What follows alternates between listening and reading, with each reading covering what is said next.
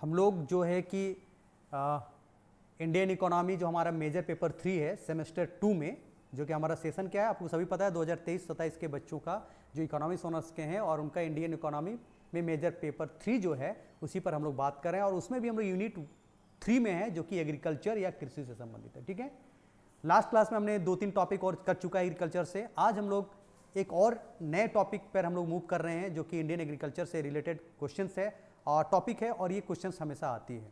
ठीक है, और वो हम लोग जो क्वेश्चन आज देखने जाएंगे वो है, देख लीजिए क्वेश्चन क्या है, भारतीय कृषि की निम्न उत्पादकता के क्या कारण है, व्याख्या करें।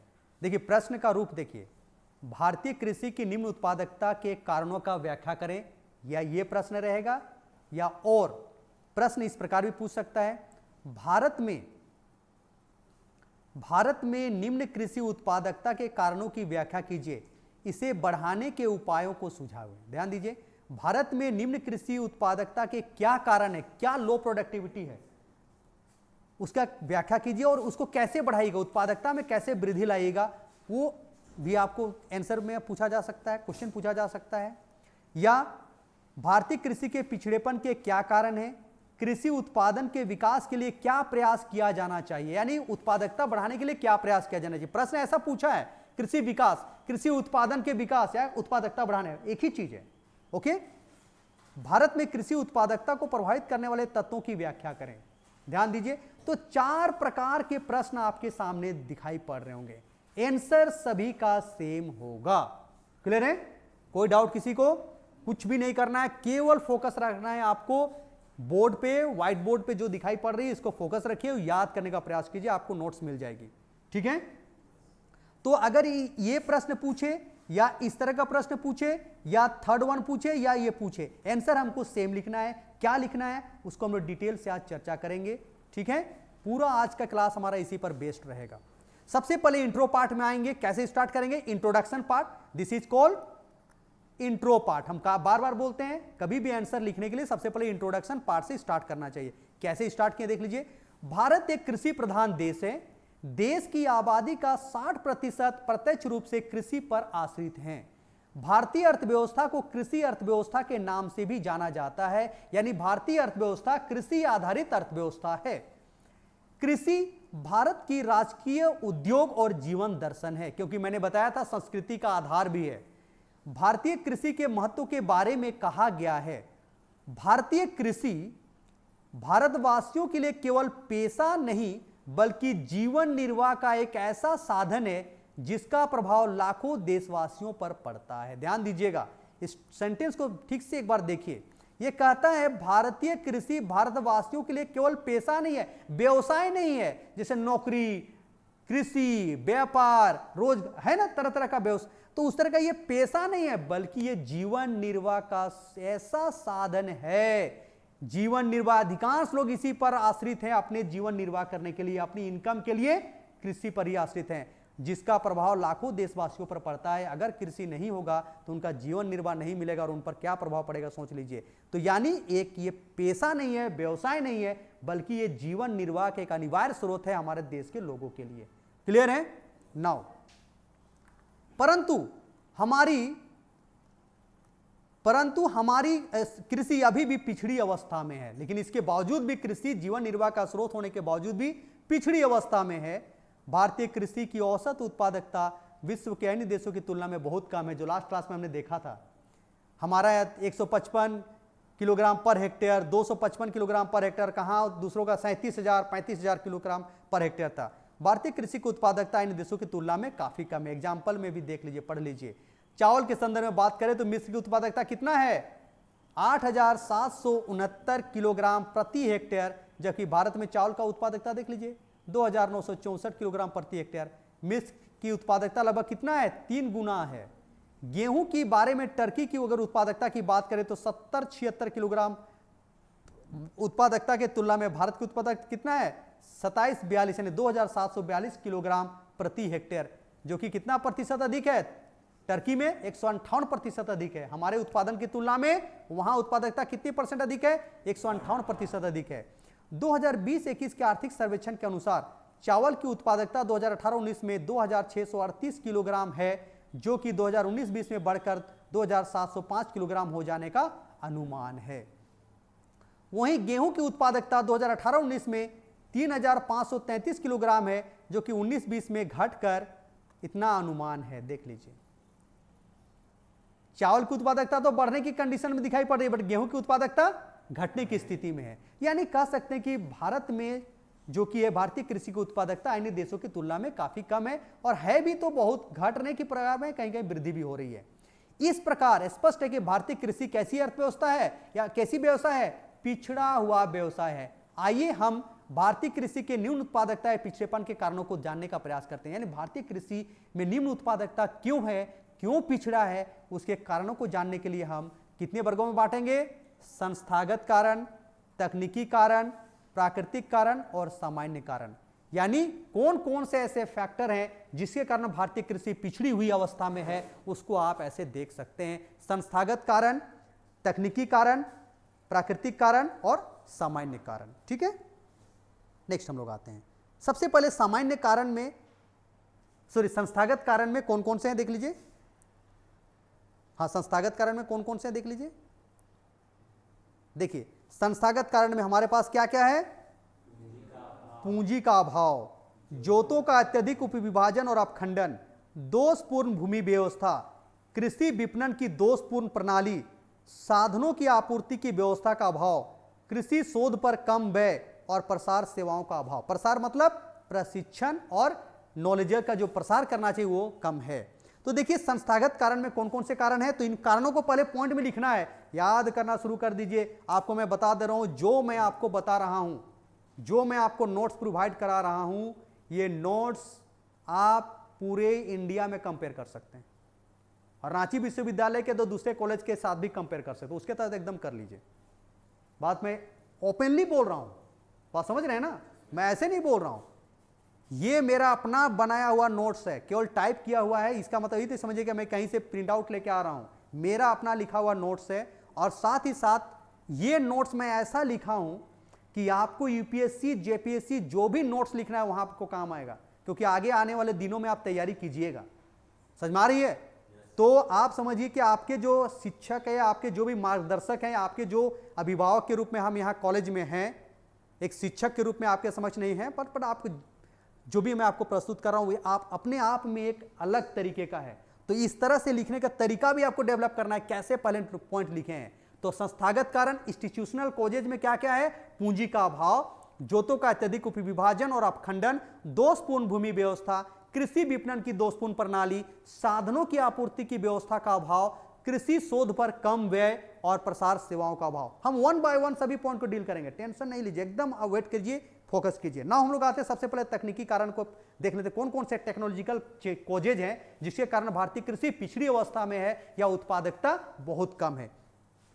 पहला है परंपरागत तकनीक का प्रयोग, सिंचाई सुविधा का अभाव, कृषि यंत्रीकरण का अभाव, उन्नत बीजों का अभाव, उत्तम खाद का अभाव, फसलों की क्षति और फसलों को रोग, है कि नहीं, फसलों में बीमारी जिसको बोलते हैं। ये कुछ कारण है, तकनीकी कारण है, जिसके कारण क्या है, भारतीय कृषि में उत्पादकता काफी कम है, अन्य देशों की तुलना में कम है।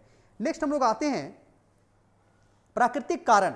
प्राकृतिक कारण में क्या है? मॉनसून पर निर्भरता और मिट्टी का कटाव। और सामान्य कारण में देख लीजिए क्या क्या है? कृषकों की अशिक्षा और रूढ़िवादिता, सहायक उद्योग धंधों का अभाव, किसानों की ऋणग्रस्तता, कृषि पर जनसंख्या का अत्यधिक भार, कमजोर पशु और किसानों का बुरा स्वास्थ्य। ये सभी तो टोटल देख लीजिए कितने हैं, आप एक बार देख लीजिए कितने पॉइंट आपको एग्जाम में लिखना है, आप उसको देख लीजिए। 7, 7, 14, 2, 16 और 16 + 6 कितना हो गया? 22 पॉइंट है। तो एग्जाम में कम से कम 15 पॉइंट तो याद रहेगा, 10 पॉइंट तो याद रहेगा। मान लीजिए संस्थागत कारण, उसमें से 7 में से 5 तो याद रहेगा, तकनीकी कारण में 7 में से 4 तो याद रहेगा, और जो आपका प्राकृतिक कारण में 2 है तो दोनों तो याद रखना ही चाहिए, और इसमें अगर 5 है 6 है तो कम से कम 4-5 याद। हम तो कहेंगे 22 का 22 लिख ले, कोई दूसरा लड़का नहीं लिखे, कोई दूसरा छात्र रांची विश्वविद्यालय का तो नहीं लिखेगा। क्लियर है कि नहीं? ये नोट्स आप कंपेयर कर सकते हैं, किताब आपके सामने, वहां भी जाके देख सकते हैं, कंपेयर कर सकते हैं, आपको डिफरेंट मिलेगा। लेकिन लॉजिकली लिखने का टैक्टिस आपको आना चाहिए, तरीका आना चाहिए, वे ऑफ राइटिंग बहुत अच्छी तरह। मैं सभी का पॉइंट डील करूंगा, ओके? तो सभी पॉइंट याद कर लेंगे। नाउ हम लोग वन बाय वन एक्सप्लेन हम लोग करने के लिए जा रहे हैं। सबसे पहले आते हैं पूंजी का अभाव, ठीक है? पूंजी का अभाव, एक मिनट,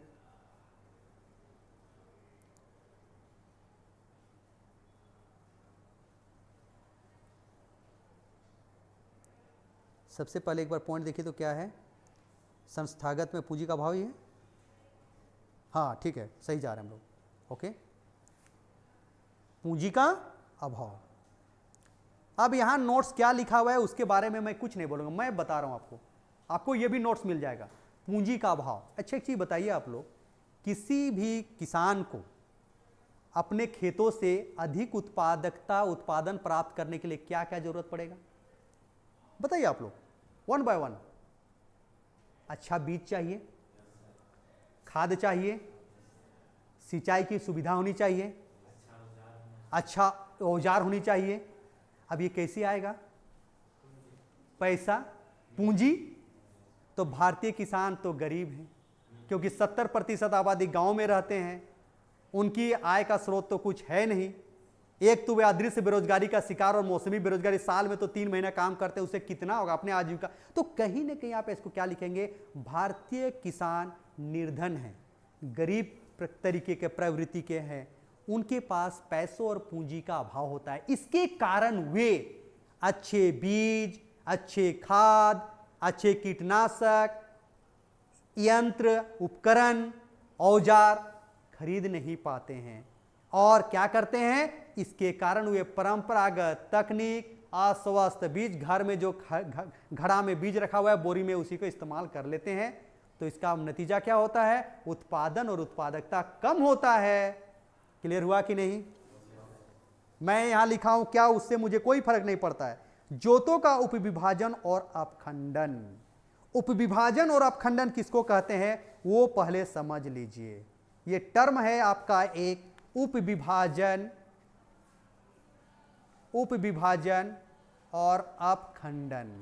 इसको समझ लीजिए, एकदम समझाने का तरीका समझा रहे हैं। एक क्या था, एक ये किसान है, एक किसान है, ठीक है? इसका ये इतना बड़ा खेत था, 10 एकड़, 5 एकड़ जो भी खेत है। इसके 2 बच्चे हुए, ठीक है? 2 बच्चे हुए। ऐसा नहीं होना चाहिए, लेकिन एग्जाम्पल के रूप में समझा रहे हैं कि दोनों भाइयों में क्या हो गया, तो बोला कि इसको टुकड़ा करो, तो इसको बोलते हैं उपविभाजन, ठीक है? अब ये दोनों हुआ, इसके मान लीजिए 2 हो गए, और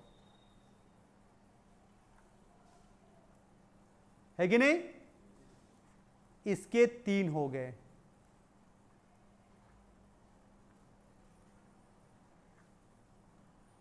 हो गए 3। तो ये वाला इधर वाला का है ये, और ये वाला है इधर वाला का, ठीक है? ये वाला कुछ इस तरह से हो जाएगा, और इधर वाला कुछ ऐसा भी हो सकता है ना? इधर मान लीजिए रास्ता है, तो ये मान लीजिए ऐसा बांटेगा, तो इसको तो रास्ता इधर वाला को नहीं ना मिलेगा, 3 आदमी का लड़ाई होगा, बोले रास्ता तरफ हमको सब चाहिए, तो सब इधर होता है कि नहीं? ऐसा नहीं होना चाहिए, मिलजुल कर रहना चाहिए हमें, लेकिन भाई जमीन तो बंटेगा ही, है कि नहीं? तो पहले उपविभाजन और अपखंडन, मतलब उपविभाजन और अपखंडन से तात्पर्य यही है कि भूमि का टुकड़ा का टुकड़ा का टुकड़ा का टुकड़ा का टुकड़ा होते जाना। जोतों का उपविभाजन और अपखंडन साथ साथ चलता है कि नहीं? क्लियर हो गया? जोत का तात्पर्य क्या होता है? कृषि योग्य भूमि को हम लोग जोत बोलते हैं। जोत मतलब समझते हैं, होल्डिंग, एग्रीकल्चर होल्डिंग मतलब जहां खेती करते हैं। तो जोत और उपविभाजन समझ गए? अब यहां समझो, यहां भी देखो, मेरे को भी देखो। मान लीजिए पहले वो जो बड़ा एक किसान था तो 10 हेक्टेयर का जमीन था, तो बड़ा खेत रहेगा तो वहां आपको लागत कम आता है। क्लियर है कि नहीं? क्योंकि वहां एक दुकान गया, बोला कि बीज का पैकेट दीजिए, बोला तो दुकान वाला बोला कि हाँ 10 केजी का वो बीज का पैकेट है भाई। तो किसान बोला हाँ मेरा खेत तो 10 एकड़ का है, 10 केजी का बीज लग जाएगा, यूज हो जाएगा, है कि नहीं? वो खुशी खुशी लेके चला गया, बिजाई हुआ। अगले बार जब उसका दोनों बच्चे हुए तो 5-5 एकड़ हुआ कि नहीं? वो भी जब खेती करने के लिए वही दुकान के पास गए, बोले बीज दीजिए, तो बोला 5 केजी बीज दीजिए, बोल रहा है ना 5 केजी बीज कहां से देंगे हम, बोरा आता है 10 केजी का, लेना है लो, नहीं तो मत लो। ऐसा बोल सकता है कि नहीं? क्योंकि पैकेट खोल के मैं नहीं बेचता हूं। आप शर्ट खरीदने जाइएगा, कहेगा शर्ट तो मुझे पसंद है लेकिन आप केवल बाही तो दीजिए ना, पूरा शर्ट हम लेके क्या करेंगे? देगा क्या वो? नहीं ना होगा, है कि नहीं? शूज खरीदने जाइएगा, बोलेगा नहीं हमको शूज का खाली लेस तो दीजिए ना, शूज मत दीजिए, देगा क्या? पूरा एक साथ रहेगा ना। सेम चीज वो पैकेट नहीं खोलेंगे, तब वो किसान क्या करेगा? बोलेगा 10 केजी है, 5 केजी हमको जरूरत है, 5 केजी का हम क्या करेंगे? तो अब देखिए यहां उसको अगर मान लीजिए वो खेती करना चाहता है तो 10 केजी लेना ही पड़ेगा, और उस 5 केजी को घर में कुछ हो करे, 5 केजी ही बीज बो सकता है। जबरदस्ती 10 केजी का भी तो बीज वहां बो नहीं सकता है, जमीन जितना रहेगा उसी हिसाब से बोया जाता है। एक कारण एक हुआ। तो अब बताइए लागत बढ़ा कि नहीं? तो लागत बढ़ा तो हो सकता है कि बोलेगा नहीं हम खेती करना ही छोड़ देंगे, भाई बीजे नहीं आता है, 10 केजी का बीज चाहिए हमको, 5 केजी चाहिए, कहां से 5 केजी का, बेकार काम खर्चा काहे करें, छोड़ देंगे। ऐसे भी मन में आने कि कृषि काम छोड़ भी सकता है, वो दूसरा काम करेगा। क्लियर है? एग्जाम्पल देखिए, पहला काम कैसे हुआ, वहां लागत कम हुआ। यहां देखिए दूसरी बात क्या होगा, पहला जब 10 एकड़ का जमीन था, 10 एकड़ का जमीन था, तो ट्रैक्टर वाला के पास गया, बोला मेरा जुताई करना है, जोत दीजिए, तो बोला हाँ जोत, चल जोत देते हैं, जुताई कर दिया। जब 5 एकड़ का होगा और 5 एकड़ का फिर 2 टुकड़ा, फिर 3 टुकड़ा होगा, ट्रैक्टर का बोलेगा मेरा खेत जुताई कर दी। कहाँ खेत जुताई करेंगे? ट्रैक्टर घुसेगा यहाँ, कैसे जुतेंगे? ट्रैक्टर तो मेरा बैक ही नहीं हो रहा है, कैसे करेंगे यार, यहाँ खेती ट्रैक्टर से जुताई नहीं होगा। बोल सकता है कि ट्रैक्टर काम ही नहीं करेगा। उसके लिए एक बड़ा हेल्डिंग होना चाहिए। कहने का तात्पर्य है जब कृषि जोत का आकार बड़ा रहता है तो हम वहां अच्छी तरीके से और योजनाबद्ध ढंग से कृषि का काम कर सकते हैं। बीज लगा सकते हैं, कीटनाशक दवाई लगा सकते हैं, खाद सिंचाई के लिए आप एक कुआं खोद सकते हैं। अगर मान लीजिए जिसका 1 हेक्टेयर जमीन है तो कुआं खोद दिया तो कुएं तो 1 हेक्टेयर में चला गया, मतलब एरिया ले, तो खेती की जमीन कहां बचेगा? तो समझ, मतलब आप योजनाबद्ध ढंग से कृषि का काम, कृषि जोत छोटा होने से नहीं कर सकते हैं। तो यही जोतों का उपविभाजन और अपखंडन होने से क्या होता है, हम योजनाबद्ध ढंग से कृषि का काम नहीं कर सकते हैं, और इसके कारण क्या होता है, उत्पादन वैज्ञानिक ढंग से कृषि संभव नहीं हो पाता है। इसके कारण क्या होता है, खर्चीला होने के साथ साथ उत्पादकता भी कम और उत्पादन कम होने लगता है। क्लियर हुआ कि नहीं? दोषपूर्ण भूमि व्यवस्था, आप अपने सोसाइटी में, अपने घर के आसपास देखिएगा, अभी भी कुछ ऐसे लोग हैं जिनके पास बहुत जमीन है, जिसको आप लोग जमींदार, मुंडा, पाहान, जो भी आप लोग कहते होंगे अपने एरिया में, वो खेती ही नहीं करता, वो ऐसा बैठा रहता है। ठीक है कि नहीं? क्योंकि जमींदार है, कैसे खेती कर, जमींदार खेती करेगा तो भाई फिर बोलेगा कैसा ही है, कैसा जमींदार, आम आदमी की तरह, है कि नहीं? वो दिखाएगा, एकदम रोब दिखाता है, बस बैठा हुआ है, हाँ तुम वहां करो, फलना वहां करो, परवीन वाला खेत करेगा, प्रदीप वहां जाएगा, उसका कई जगह खेत रहता है ना, सब जगह परदेसिया को भेजेगा, तुम वहां लोधमा वाला खेत कर दो मेरा, ठीक है? अब ये जो परदेसिया है इसको हमेशा मन में लगेगी तो मेरा खेत है ही नहीं है, कहाँ ढंग से खेती करेंगे, क्योंकि उत्पादन होने के बाद तो ले ही लेगा जमींदार। मन में आता है कि नहीं? ऐसा आएगा ही ना। तो जमींदारी व्यवस्था होने के कारण क्या होता है, वो जमींदार स्वयं खेती का ना करके दूसरों से कराता है, जिसके कारण जो व्यक्ति खेती करता है, जो साझेदार या बटाईदार होता है, वो मालिकाना हक उसका उसमें नहीं रहता है, इसलिए वो मन से खेती नहीं करता है कि नहीं?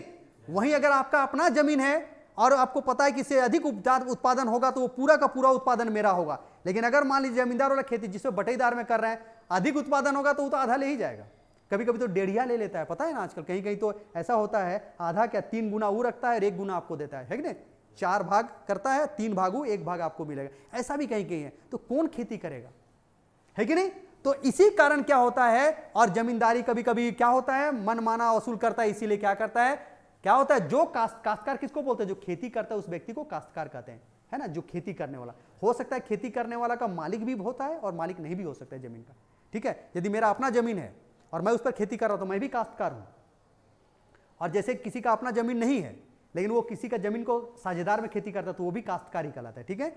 तो इसी कारण क्या होता है, सही तरीके से खेती नहीं होती है, योजनाबद्ध ढंग से और सही तरीके से नहीं करता है, मन से नहीं करता है, तो उत्पादन और उत्पादकता क्या होगा, कम होगा। यहां कुछ लिखा हुआ है, मैं जो बोल रहा हूं एक ही चीज है, लिखने का तरीका अलग है। दोषपूर्ण भूमि व्यवस्था क्लियर हो गया। कृषि विपणन की दोषपूर्ण प्रणाली। अब देखो, लोधमा में एक किसान खेती कर रहा है, ठीक है, लेकिन उसके पास बाजार में लाकर बेचने का साधन नहीं है। क्लियर है कि नहीं? वो क्या करता है, यहां से वो आदमी जाता है ना, बहुत सारा लेने वाला खेती पहुंच जाता है और वहां जाके वो क्या करता है, उसका लेता है। वो बेचारा अनपढ़ है, अशिक्षित है, उसको पता नहीं है।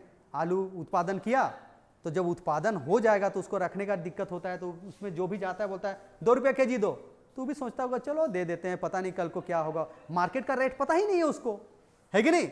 और जो लेने जाता है वो तो बटे ये है, बिचौलिया है कि नहीं, उसको क्या बोलते, ब्रोकर्स है, जो भी बोलिएगा, दलाल है। वो क्या करता है, जानता है मार्केट में 10 रुपया है, तो पटा देखो ठीक है 2 रुपया में देना है दो, नहीं तो तुम जाके खुद लेके जाओ, ओके। तब वो सोचेगा कहाँ ले जाएंगे, पता नहीं, जाके यहाँ शालीमार बाजार ढो के लाएंगे, नहीं बिकेगा तो फिर लेके जाएंगे, टेम्पू भाड़ा दो, ये करो, ले लीजिए कहेगा, है कि नहीं। अब मान लीजिए वो किसान 200 रुपया लागत लगे खेती किया, ठीक है, और उसको अगर 100 रुपया प्राप्त होगा तो कैसा लगेगा जी, उसको रोना आएगा ना जी, आत्महत्या ही नहीं करेगा। तो क्या होता है, हमारे किसानों को उत्पादन का उचित मूल्य नहीं मिल पाता है क्योंकि उसको बेचने की प्रणाली सही नहीं है। सरकार को इसमें आगे आना चाहिए। सरकार को क्या करना चाहिए, सरकार को कुछ ऐसा ऑफिस रखना चाहिए उस एरिया में, बोलेगा कि भाई जाइए उस एरिया के लोगों का सामान को आप खरीदिए और सरकार अपना ला के फिर सही, तो उसे सही कीमत मिलेगी। सरकार तो जनता का कल्याण ही चाहता है कि नहीं। तो इसके कारण क्या होता है, वो मजबूर हो जाता है कम कीमत पर बेचने के लिए, उनको सही कीमत नहीं मिल पाता है। तो जब 200 रुपया के जगह में लागत लगाएगा 200 और 199 रुपये मिलेगा, चाहे 250 रुपये मिलेगा, तो वो बोलेगा छोड़ो खेती करने से क्या फायदा है यार, उससे कोई दूसरा बिजनेस करते हैं, ऐसा मन में उसके आने लगते हैं। वही बात यहाँ लिखा हुआ है कि नहीं। उचित व्यवस्था नहीं होने के कारण और मध्यस्थों वही ब्रोकर्स के कारण उचित कीमत नहीं मिल पाता है। यातायात का साधन नहीं, ऐसा होता, मान लीजिए सरकार की गाड़ी रहता, शालीमार बाजार जिस दिन है वो गाड़ी वहां जाता, बोलता शालीमार बाजार जिसको भी जाना है, जिस भी किसान को सामान ले जाना है लेके चलिए, उचित दर पर मैं आपको ले जाऊंगा और फिर लाने का भी व्यवस्था करूंगा, नहीं बिकेगा तो मैं पहुंचा भी दूंगा। अगर ऐसा कहेगा तो कोई आदमी मध्यस्थों को बेचेगा क्या, तो उससे क्या होगा, सोचता है 4 रुपये में शालीमार बाजार में बिकता है तो उसको 2 रुपया का फायदा हुआ कि नहीं जी पर किलो, तो ये चीज होगा। तो इसके कारण क्या होता है, चूंकि ट्रांसपोर्ट फैसिलिटी नहीं रहता है, इसी कारण वे लोग नहीं ला पाते हैं, इसी कारण कम कीमत पर बेचने को मजबूर होते हैं। और इसी कारण क्या होता है, आगे चलकर वो कृषि का काम मन से नहीं करते हैं, छोड़ देते हैं। इसी कारण उत्पादन और उत्पादकता कम होता है और कृषि क्या है, पिछड़ी हुई अवस्था में भारतीय कृषि बनी हुई है। नेक्स्ट हम लोग जाते हैं साधन की आपूर्ति व्यवस्था का नहीं होना। ये तो सिंपल है, किसी भी किसान को उचित पैदावार और उचित फायदा मिलने के लिए क्या चाहिए, उचित खाद, कीटनाशक, बीज समय पर मिलना चाहिए, स्वस्थ बीज का बंटवारा होनी चाहिए, मिलना चाहिए। क्या करती है सरकार, कब बांटती है बीज, जब किसान खेती कर लेता है तब बांटती है। तो क्या होगा, ब्लॉक में बांटती है बीज, लेकिन पता चला जब बीजोरोपण करने का समय उस पर नहीं बांटेगी, बाद में बांटेगी, तो क्या खरीद, कौन लेने जाएगा उसका बीज को। तो उचित साधन उसको उचित नहीं है, चूंकि उसके कारण क्या कारण, या तो गरीब है, अशिक्षित है, इसके कारण नहीं खरीद पा रहा है, या तो सरकारी प्रक्रिया के कारण उसको नहीं मिल रहा है, सरकारी नीति ऐसा नहीं कि उसको समय पर बीज का बंटवारा हो। इसके कारण क्या होता है, उसको उत्पादन और उत्पादकता कम होती है। कृषि शोध पर कम व्यय, कृषि शोध पर कम व्यय। अब बताइए, आज अगर खेती करेंगे और पिछले साल खेती किए थे तो हमको थोड़ा उसमें बदलाव लाना पड़ेगा कि नहीं, क्या बदलाव लाना पड़ेगा बताइए, तो पिछले साल और इस साल की तुलना में क्या बदलाव लाना पड़ेगा आपके एरिया में। मैं दूसरा एरिया की बात नहीं कर रहा हूं, आप जिस भूमि पर खेती कर रहे थे, पिछले साल की तुलना में इस साल में क्या बदलाव लाना होगा, कैसा बीज लाना होगा। अच्छा बीज तो मिल रहा है, लगा रहे हैं, लेकिन वैसा बीज इस्तेमाल करेंगे जो कम पानी में हो जाए, क्योंकि पिछले बार वर्षा समय पर हुई थी, अच्छी पानी थी, तो बीज भी आजकल कई तरह का, अगर टेक्नोलॉजी आजकल जो प्रयोगशाला है, जहां रिसर्च सेंटर है, वहां ऐसा ऐसा बीज बनाया जाता है कि उस बीज को अगर बहुत सारा ऐसा धान का ही 2 बीज है, एक धान का बीज को 100 ml पानी चाहिए और एक धान का बीज को 20 ml पानी में हो जाएगा, तो ये वाला बीज लगाना चाहिए था कि नहीं? तो शोध होगा तभी तो डेवलप करेंगे। आजकल ऐसा भी बीज आया है कि लोधमा एरिया में जिस तरह का मिट्टी है उसी हिसाब से धान का बीज मिलेगा, धान का वैसा बीज को भेजेंगे। और अगर खूंटी एरिया में या आपको कांके एरिया में वहां का मिट्टी तो अलग है, तो वहां का उस तरह का डेवलप किया जाता है बीज। तो ये कहां संभव है? रिसर्च और डेवलपमेंट से संबंध है। शोध करेंगे तभी तो होगा, वैज्ञानिक शोध करेंगे कि इस बीज में हम ऐसा टेक्नोलॉजी डाल दें, ऐसा डीएनए बना दें, होता है ना आजकल टेक्नोलॉजी, तो वो उसी तरह का होता है। अच्छा, आप लोग देखे होंगे पहले केवल ये मिर्चा केवल एक ही रंग का आता था, हरा लाल। आजकल मिर्चा कई तरह का आता है कि नहीं? कैप्सिकम हरा भी आता है, पीला भी आता है। वो कैसे डेवलप हुआ? साइंस के द्वारा हुआ। कृषि वैज्ञानिकों ने उसको डेवलप कर रहे हैं धीरे धीरे। पहले धान के बीज इतना बड़ा बड़ा लंबा होता था कि नहीं? आप लोग तो नहीं देखे होंगे, हम लोग आप लोग तो अभी देख रहे हो, इतना लंबा लंबा होता था, मतलब पेड़, और होता था। अभी इतने ही बड़ा में होता है कि नहीं? फायदा उसी में है, छोटा ही होना चाहिए। क्यों? क्योंकि होने से क्या होता था, उसमें बीज कम लगता था और हवा मारने पर वो गिर जाता था, और पानी अगर भरा हुआ है तो सड़ जाते थे।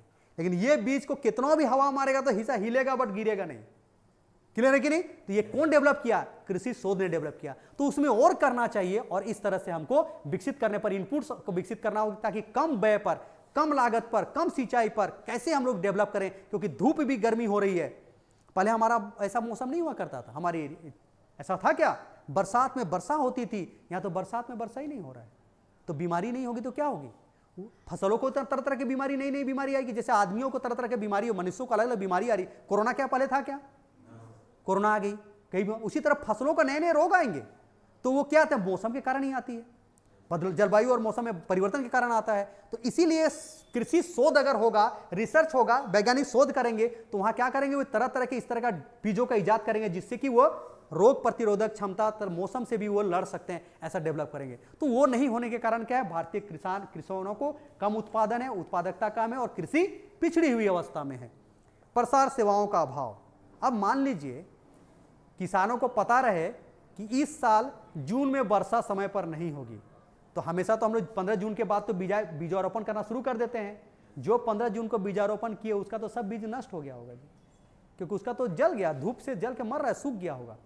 अगर यही समय पर ऐसा हम लोग टेक्नोलॉजी डेवलप करते, जलवायु विज्ञान जो है वो बता देता कि अभी आप बीजा मत कीजिए, आप बीजा 15 जुलाई के बाद कीजिए, ये सूचना अगर उन तक पहुंच जाती, तो उनका जो पूंजी लगा जी बीज के रूप में खरीद के बीज किए, वो बचता कि नहीं? किसान खुश रहता कि नहीं? किसान को हानि होता क्या? तो प्रचार, किसानों को यह पता लग जाए कि देखिए जितने भी किसान हैं अपने अपने खेतों में जाएं और खेत की जो पानी है उसको छोड़ दें, मेड़ का जो नाली है उसको खोल दें। क्यों खोल दें? क्योंकि अभी तेज बारिश होने वाली है, अन्यथा आपका मेड़ टूट जाएगा। क्लियर हो रहा है कि नहीं? अगर मेड़ का जो जहां नाली छोड़ते हैं अगर वो बंद कर देता कि वो पानी जमा रहे, अगर मान लीजिए बहुत तेज बारिश होगा, बहुत तेज, तो बाकी नाली को भी तो तोड़ के निकल जाएगा। वैसे में क्या होगा? फसल नष्ट हो जाएगा, पानी पूरा, फिर मेड़ कैसे बनाएगा? जो फसल के बीच में तो मेड़ नहीं बना सकते हैं। तो इस तरह का कब बाढ़ आएगा, कब अकाल लगेगी, सूचना अगर समय पर मिल जाए, यह भी सूचना मिल जाए कि किसानों को उचित दर पर बीज ब्लॉक में वितरित हो रही है, जाके ले, ये सूचना अगर उनको पर पहुंच जाए तो बीज लेने पहुंच जाएंगे। समय पर उनको सूचना दिया जाए कि खाद की बंटवारा हो रही है, फलना जगह के अगर है लोधमा के किसान अपने खेतों पर नाइट्रोजन खाद का इस्तेमाल ना करें क्योंकि नाइट्रोजन उपयुक्त नहीं है, फास्फोरस का इस्तेमाल करें, ये उनको दिया जाए, तो वे उस खाद का प्रयोग करेंगे तो क्या होगा? उनको फायदा होगा कि नहीं? क्लियर है? तो प्रसार सेवाओं का अभाव है, इसके कारण भी है। क्या होता है? किसान क्या है? पिछड़े और निम्न उत्पादकता है। नेक्स्ट आता है परंपरागत तकनीक का प्रयोग। हल बैल का प्रयोग करेंगे तो भाई, अगर आधुनिक तकनीक का प्रयोग नहीं करेंगे तो उत्पादकता तो कम होगा, कोई दिक्कत नहीं इसमें। सिंचाई सुविधाओं का अभाव, कल ही बता दिए थे, भारत के लगभग 64% भूमि, कृषि भूमि अभी भी किस पर निर्भर है? वर्षा पर, मॉनसून पर, और केवल 36% एरिया में सिंचाई की व्यवस्था है। आज अगर मान लीजिए सिंचाई की व्यवस्था हमारा नहीं है तो क्या हुआ? हमारे सब यहाँ के फसल नष्ट हुए कि नहीं? अगर वर्षा मॉनसून पर निर्भर करेंगे तो मॉनसून अगर असफल तो फसल असफल, उत्पादन और उत्पादकता खत्म। और अगर सिंचाई की व्यवस्था रहेगी तो हम मॉनसून पर निर्भर नहीं रहेंगे और हम अच्छी उत्पादन की प्राप्ति कर सकते हैं। तो ये होनी चाहिए, देख लीजिए देखिए 33%, अभी 36% हो गया है।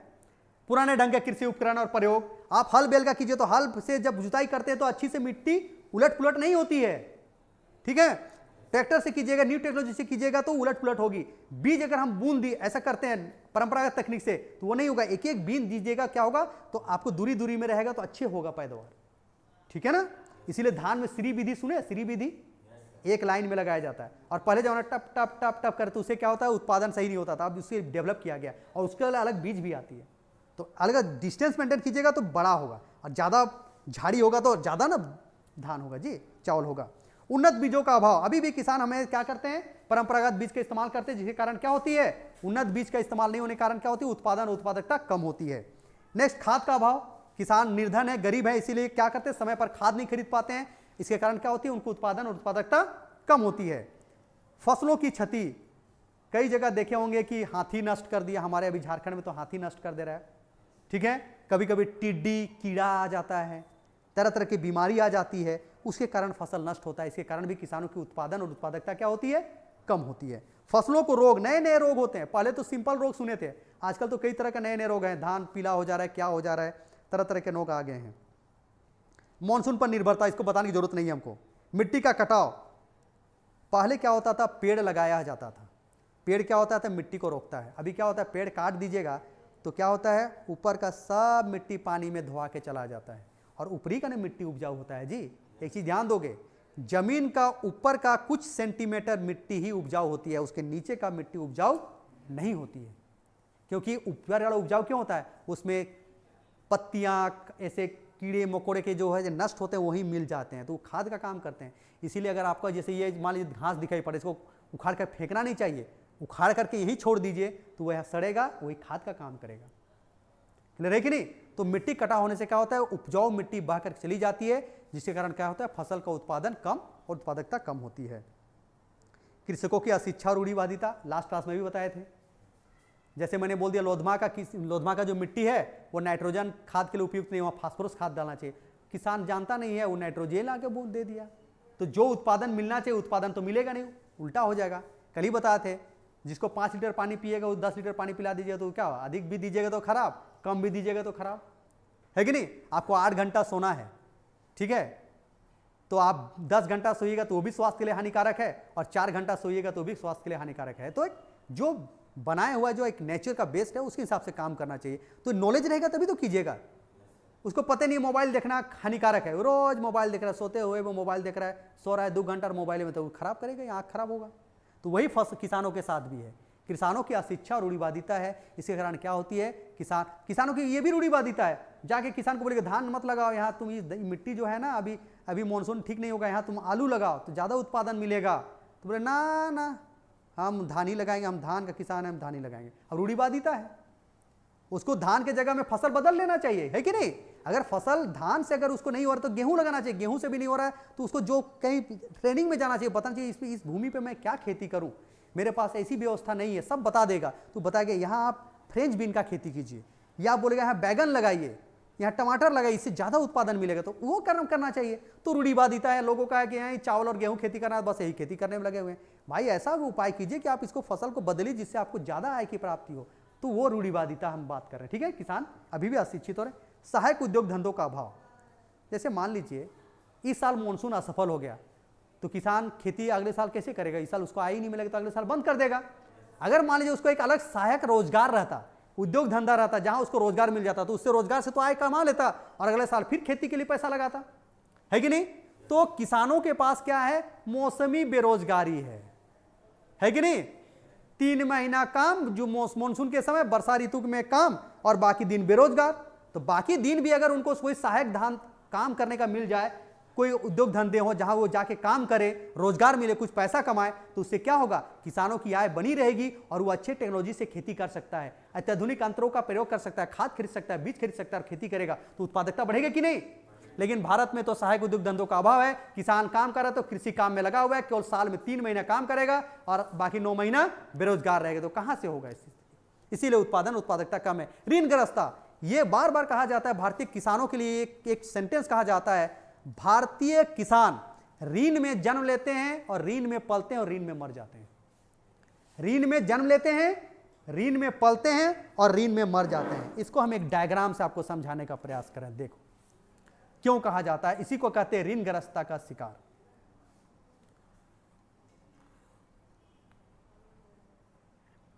यह है मंगरा किसान, इस किसान का नाम है मंगरा, ठीक है, क्लियर है, या राम रखिए, ठीक है ना। ये क्या जमींदार यहां है, एक जमींदार बैठा हुआ है जो मुंह फाड़े रहता है हमेशा, है ना, है कि नहीं, और ये पैसा दिया इसको 10,000, ठीक है, और बोला देखो रामू देखो रामू 10,000 आपको ऋण दिए हैं, लिए हो ना, हाँ लिए हैं मालिक, एक काम करोगे जब लौटाओगे तो मुझे 20,000 देना होगा। बेचारा मजबूर गरीब क्या करेगा, ये गरीब किसान अपने जीविकोपार्जन के लिए ले लिया, इसमें से 10,000 में क्या किया किसान, 5,000 खेती में प्रयोग किया और 5,000 को क्या किया, क्योंकि इसको चावल दाल खरीदना था ना जी, तो 5,000 बीजा लगाया किसान खेती में और इसका घर में उपभोग के लिए प्रयोग में लाया और उत्पादन किया। तो मान लीजिए इसको ये सोचा था कि उत्पादन 5,000 का पूंजी लगाएंगे, खेती करेंगे तो लगभग मेरा 40,000 रुपया हो जाएगा, ये सोच के किया था, क्योंकि पिछले साल उत्पादन हुआ था मान लीजिए 100 किलो और 100 किलो का 100 चाहे 200 रुपये किलो दाम था, तो आराम से सोचा था, उसी हिसाब से अनुमान लगाया था। इस साल क्या किया, मानसून फेल हो गया, ठीक है, मानसून फेल हो गया, ठीक नहीं हुआ, मानसून कम आया तो बेचारा का 15,000 हुआ, ठीक है ना, कितना हुआ, 15,000 हुआ। फिर एक और जमींदार है मान लीजिए, ये भी मुंह फाड़े, कई जमींदार रहेगा ना, क्यों बता दे रहे, कई जमींदार हम क्यों बना रहे हैं उसके पीछे भी बता दे रहे हैं, ठीक है।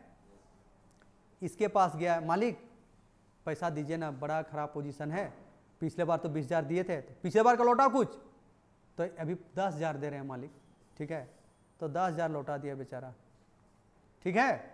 कितना बाकी है जमींदार का, 10,000 बाकी है अभी, ठीक है ना। फिर यहां से 15,000 लेके आ गया, कितना ऋण बच गया उसका टोटल, कितना ऋण हुआ, 25,000, ठीक है। इसका 2 बेटा हो गया, ठीक है, ये बूढ़ा होते चला गया, फिर दूसरा बार ये 15,000 जब लिया तब तक ये 50-60 साल का हो गया था, ठीक है ना। एग्जाम्पल के रूप में समझा रहे हैं, एक एक दिन का तो नहीं समझा सकते हैं ना, वो जब जमींदार 10 साल का था, 11 साल का, तो उतना कैसे समझाएंगे, वो सब तो हमको तो पूरा साल भर लगेगा, हम सेमेस्टर 8 तक भी पहुंचेंगे तब तक खत्म नहीं कर पाएंगे उम्र उसका, है कि नहीं। तो 2 बच्चा हुआ, अब ये 25,000 इसके पास लोन, ये मतलब ऋण लिया हुआ इससे, है ना, ये 2 बच्चा हुआ, परिवार का भरण पोषण भी बढ़ गया, पहले जहाँ 5,000 में काम चल गया था 10,000 खर्चा हो रहा है कि नहीं। तो 15,000 बचा हुआ था इसका, 15,000 में सोचा इस बार और अच्छा टेक्नोलॉजी से खेती करेंगे, पिछले बार तो मानसून असफल हो गया था, तो एक काम किया, 5,000 का एक कुआं खोदा मान लीजिए, है कि नहीं, सिंचाई के लिए, और खेती किया, ठीक है। इसी खेती करने के दौरान बेचारा मर गया, बूढ़े हो गया तो मर जाएगा, ठीक है ना। अब क्या हुआ, इन दोनों बच्चों के माथे में कितना का ऋण आ गया है, 25,000 का। बेचारा कुआं भी खोद दिया था, सब चीज का, अभी दिनों बेटा अपने माँ लोग साथ खेती कर, परिवार सदस्य साथ ये खेती कर रहे हैं, खेती किया ये लोग, तो ये लोग ठीक ठाक खेती किया, तो ये लोग 30,000 कमाया, ठीक है। तो बेचारा जाके सबसे पहले 25,000 इसको लौटा दिया। अब इसके पास कितना बचा, 5,000। 5,000 में अब साल भर कैसे कमाएगा, क्योंकि अगला बार खेती करेगा तभी तो उत्पादन होगा। इसके पास फिर गया, बोला ना ना, तुम्हारा पिताजी भी ऐसी लोन लेता था, ऋण लेता था, हम नहीं देंगे तुम लोग को। ये लोग जाता था, पिताजी जब इसके पास जाते थे तो देखा सबसे पहले उसी के पास गया, ये बेचारा डिनाई कर दिया, तो ये लोग चल गया इसके पास, जाएगा ही दूसरे के पास, जब ऋण लेने के लिए जाएगा बैंक जाएगा, तो यहां जब जाएगा तो क्या होगा, इसके पास गया तो ये बोला ठीक है लेंगे, लेकिन 10,000 देंगे, लेकिन 30,000 लेंगे। आप देखो, जानता था कि पहले तो उसके पास जाता था ना, मेरे पास तो दर्शन भी नहीं देता था तुम्हारा पिताजी, अब तुम लोग आए हो तो क्या करेगा, उस 10,000 रुपया ऋण देता था तो 20,000 उसका मांगता था सूद जोड़ के, ये बोलता था ना ना 30,000 दोगे तो देंगे, 10,000 ऋण देंगे लेकिन 30,000 लौटाओगे ना अगले साल। मरता क्या नहीं करता, ले लिया। तो देखो, किसान ऋण में जन्म लिया, मान लीजिए इसका पिताजी ऋण लिया था, अब अगला बार आइए, ठीक है, तब समझिएगा। ये दोनों ऋण ले लिया, इससे 30,000 10,000 का, फिर खेती किया तो मान लीजिए 20,000 ही खेती करके निकाल पाया। तो फिर इसके पास गया, मालिक कुछ खाने के लिए दीजिए पैसा, अगले साल कैसे करेंगे, 30,000 तो आपका बाकी है, हम 20,000 कुछ लौटाओ अभी। तो बोला ठीक है 10,000 रुपया लौटा दिया, 15,000, 5,000 रुपये बचा, फिर भी और 15,000 दे दीजिए। फिर यहाँ से 20,000 रुपया लेके ही लोग आया, तो 20,000 का मान लीजिए 40,000 मांगा, बोला 40,000 देना होगा। फिर ये लोग भी खेती किया उसी तरह से, इनमें से एक ठो मर गया, एक भाई मर गया, दूसरा बड़ा उम्र हो गया तो बूढ़े हो गए तो मर गया, तो इसका फिर बच्चा हुआ। तो अब उस बच्चे के माथे में ऋण आया कि नहीं? आप देखो, ये तो ऋण में जन्मा था कि नहीं, ऋण में पला भी कि नहीं, उसी में खाया पीला पिया, बूढ़ा हो गया मर गया, उसका बच्चा आया। तो किसान, ये कहा जाता है भारतीय किसान ऋण में जन्म लेते हैं, ऋण में पलते हैं और ऋण में ही उनकी मृत्यु हो जाती है। तो इस तरह भारतीय किसान ऋणग्रस्तता का शिकार हो जाता है। इसके पीछे कारण क्या है? जमींदारी व्यवस्था के कारण। अगर बैंकिंग सिस्टम होता, बैंक सिस्टम रहता तो किसान इस तरह का मनमाना लोन तो नहीं, ऋण नहीं, इंटरेस्ट तो नहीं लेता। 10,000 का 30,000 कहीं लेता है जी कोई? अगर बैंक से ऋण लेने जाएगा तो 10,000 का मुश्किल से साल भर ऋण लीजिएगा, लौटाइएगा तो मुश्किल से मुझे लगता है 1,000 लेगा, 11,000 में काम चल जाएगा। एक अनुमान हम बता रहे हैं, तो फायदे रहता ना जी, तो किसान आराम से लौटाते जाता और ऋण लेते जाता। लेकिन चूंकि किसान जमींदारी व्यवस्था के कारण क्या होता है, 2 गुना 3 गुना 4 गुना 5 गुना सूद वसूलते हैं, इसी कारण किसान को स्थिति थी। तो वही चीज हम यहां बता रहे हैं कि ऋणग्रस्तता का शिकार का मतलब समझ गए। चूंकि इसके पीछे कारण क्या है, चूंकि भारत में संस्थागत ऋण व्यवस्था नहीं है, बैंकिंग व्यवस्था उतनी विकसित नहीं है। गांव में अभी भी बैंकों के बारे में नहीं जानते हैं, कितनों के खाता भी नहीं है, तो कैसे बैंक में ऋण लेने जाएंगे? इसीलिए वो क्या करते हैं, बगल के जमींदार के पास जाते हैं, बड़े लोगों के पास जाते हैं, पैसा लेते हैं, वो मनमाना वसूल करता है। तो इसी कारण ऋणग्रस्तता के शिकार होते हैं। इसके कारण क्या होती है, वे सामान्य बीज, सामान्य ऋण, पैसा नहीं, इसी कारण क्या होते हैं, परंपरागत तकनीक का खेती करेंगे तो क्या होगा भाई, आप परंपरागत तरीके से खेती कीजिएगा तो उत्पादन तो कम ही होगा। नेक्स्ट आते, कृषि जनसंख्या पर अत्यधिक भार। अब बताइए 51 में हमारी 1951 में हमारी जनसंख्या कितनी थी? मात्र 30 करोड़ के आसपास थी। आज कितनी है? 2011 की जनगणना के अनुसार 123 करोड़ है। तो सोच लीजिए, जमीन तो वही था ना जी, वही जोतो कॉपी विभाजन, आप खंडन हो के हार का जमीन तो बंटवारा हो रहा है। आप ही देखिए अपने घर के आसपास, पहले खेती योग्य जमीन कितनी थी, अब उसमें घर बनता जा रहा है कि नहीं? लोधमा से अगर यहां आते तो बीच में जंगल था, आ नहीं सकते थे, डर लगता। अब तो हर जगह 2 किलोमीटर 1 किलोमीटर में तो घर बना हुआ है, तो टेंशन क्या हुआ था, आदमी भीड़ भाड़ है, कौन लूटेगा, है कि नहीं? डर है क्या? नहीं है। तो आप फैला होते जा रहे, लोगों का आवास के रूप में प्रयोग कर रहे, तो कहीं ना कहीं इसके कारण स्थिति बदल रही है। नेक्स्ट हम लोग आते हैं, कमजोर पशु। आप हल बैल से खेती कीजिएगा तो कमजोर पशु रहेगा तो कितना देर काम करेगा, है कि नहीं? इसके कारण आपको अधिक किसानों का बुरा स्वास्थ्य, किसानों की स्थिति भी, उनकी स्थिति क्या, वो कुशल नहीं है, वो निर्धन है, गरीब, उनको समय पर भोजन नहीं मिलेगा तो क्या कार्यकुशल किसान हो पाएंगे? समय पर अच्छे से खेती कर पाएंगे? नहीं हो पाएगा। 1 घंटा जुताई करेंगे फिर बैठ जाएंगे, फिर अगले दिन खेती करें, तो ऐसा में थोड़ी होगा। मतलब जुताई करना है तो पूरा कीजिए और अच्छा से सिस्टमेटिक वैसे कीजिए। ये थोड़ा थोड़ा करेंगे तो क्या, मतलब परंपरागत तकनीक से विवश है करने के लिए। इसी कारण, क्योंकि किसानों का स्वास्थ्य, किसान अच्छी स्थिति नहीं है, उनका जीवन स्तर अच्छा नहीं है, उनका टेंशन में रहेगा, मानसिक स्थिति ठीक नहीं रही, तो क्या खेती करेंगे? खेती पर मन लगाकर खेती नहीं कर सकते हैं। इसके कारण भी उत्पादकता क्या होती है? कम होती है।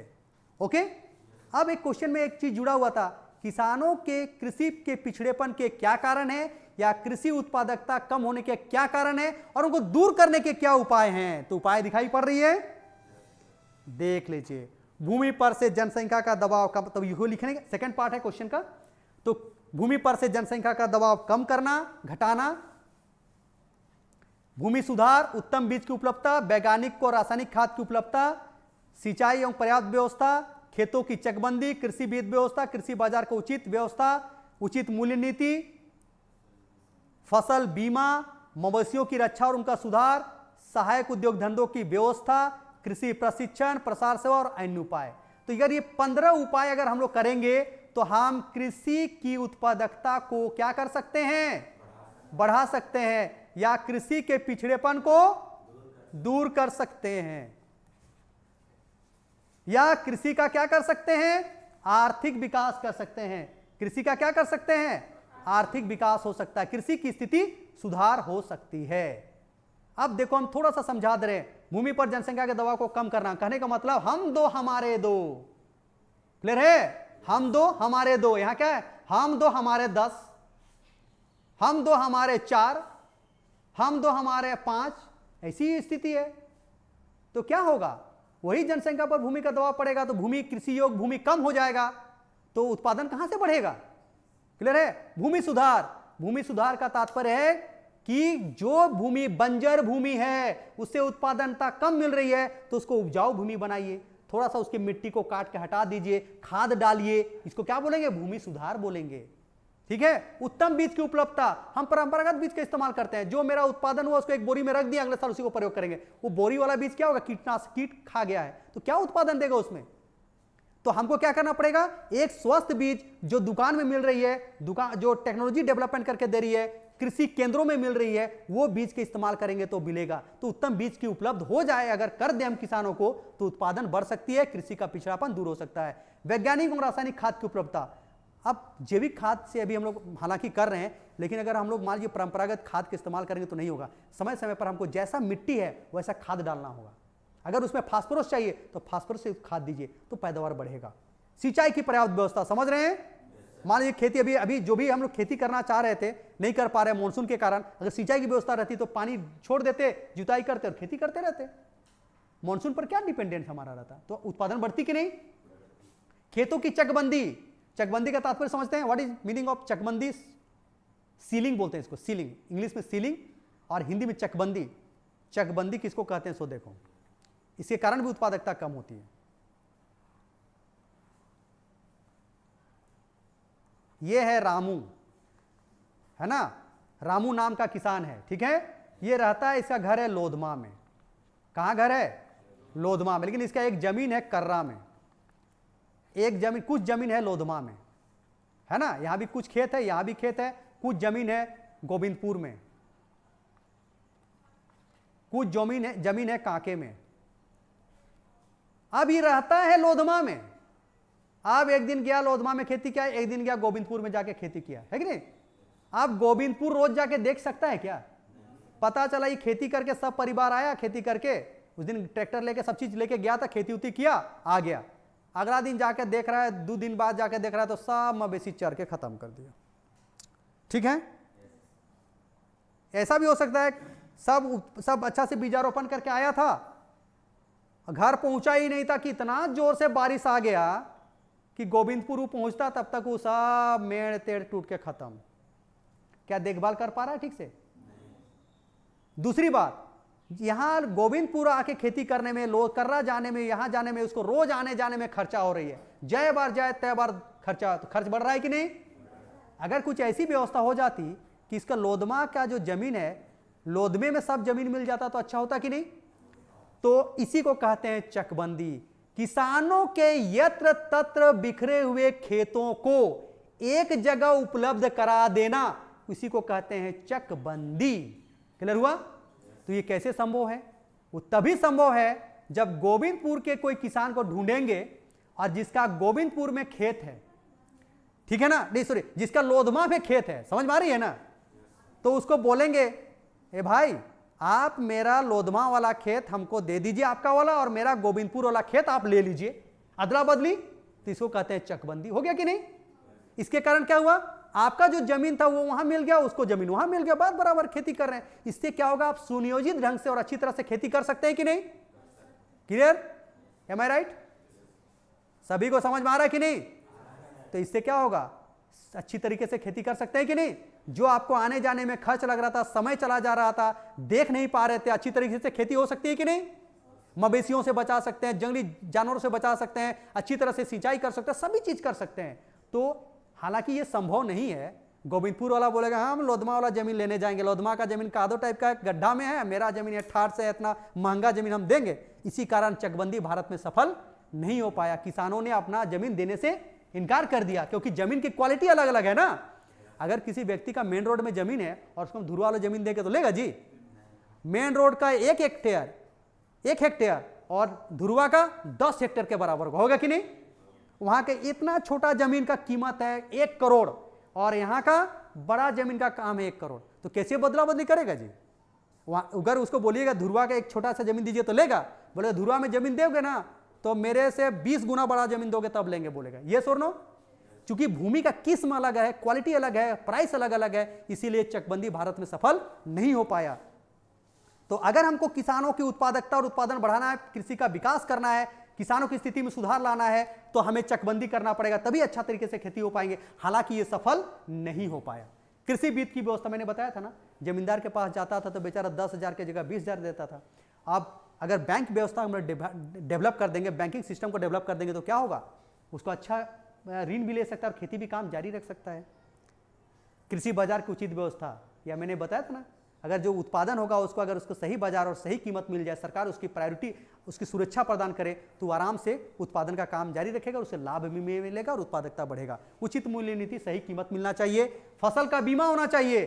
जैसे अभी मैंने 10,000 लगा के 20,000 किया था, बिचड़ा निकल गया, मानसून फेल हो गया, नष्ट हो गया, सरकार हम बोलती कि भाई आप खेती कीजिए, बीमा अगर हम करा लेंगे, उसके लिए बीमा कराना पड़ता है, इंश्योरेंस, तो आपको 10,000 की जगह में 20,000 मिलता, मजा था। लेकिन भारतीय किसान कहाँ से बीमा कराएंगे जी, बीमा देने के तक का पैसा नहीं है, उसके इंश्योरेंस के लिए पेमेंट देना पड़ता है ना कुछ, है कि नहीं। तो फसल बीमा मिलेगा, रहेगा, फसल बीमा की स्थिति रहेगी तो किसानों की अच्छी स्थिति होगी, उनकी आय बढ़ेगा। मवेशियों की रक्षा और उनका सुधार, नस्ल में सुधार कीजिए। सहायक उद्योग धंधों की व्यवस्था, अगर फसल नष्ट हो गया, वहां से रोजगार से उसको आय मिल रही है तो वो अपना काम चलाता रहेगा। कृषि प्रशिक्षण और अनुसंधान, देख रहे हैं ना, ये भी होगा तो होगा। प्रसार सेवाओं का विस्तार, समझ रहे हैं जो मैंने बताया, तो उसको सुधार देना है।